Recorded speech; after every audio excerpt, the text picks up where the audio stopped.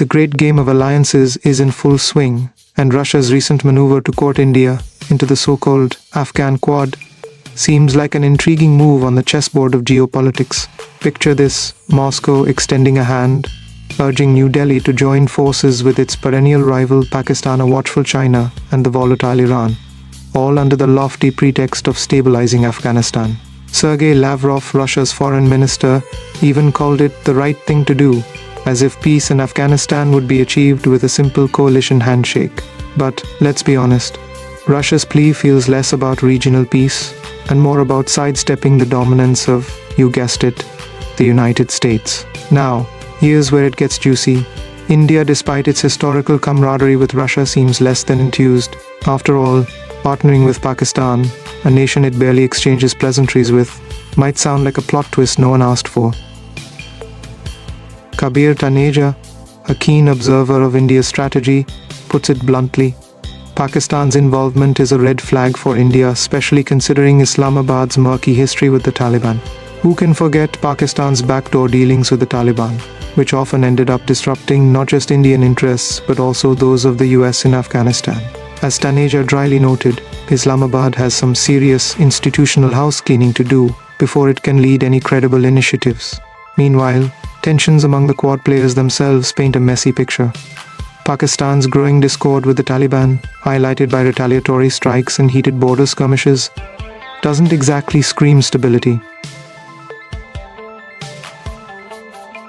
Then there's China's silent but critical actor, whose icy relationship with India further complicates Moscow's vision of a united front. It's almost like throwing cats and dogs into the same room and expecting them to harmonize. But don't count India out just yet. While it sidesteps formal membership, Delhi's bilateral overtures to the Taliban offer a subtler yet impactful path to influence. Just weeks before Moscow's grand invitation, India's foreign secretary sat down with the Taliban's foreign minister in the UAE, a move suggesting that the ice might finally be thawing after 3 years of frosty indifference. India also has its eyes firmly on Chabahar port in Iran, an alternative gateway to Afghanistan that neatly bypasses Pakistan's China-supported ports. Talk about a masterclass in strategic snubbing. Of course, skeptics argue India might miss out on showcasing itself as the good cop of the region. Swaran Singh, a veteran in diplomacy studies, laments, better late than never. He believes India's presence in the Afghan Quad could bolster its image as a humanitarian ally and a counterterrorism leader. But is joining hands with rivals worth the risk of diplomatic compromise? Ultimately, Moscow's appeal feels like part of a larger scheme to challenge the US-led order in the region. Russia's increasingly aggressive stance as a coalition builder reflects its aim to fill the void left by America's chaotic 2021 exit.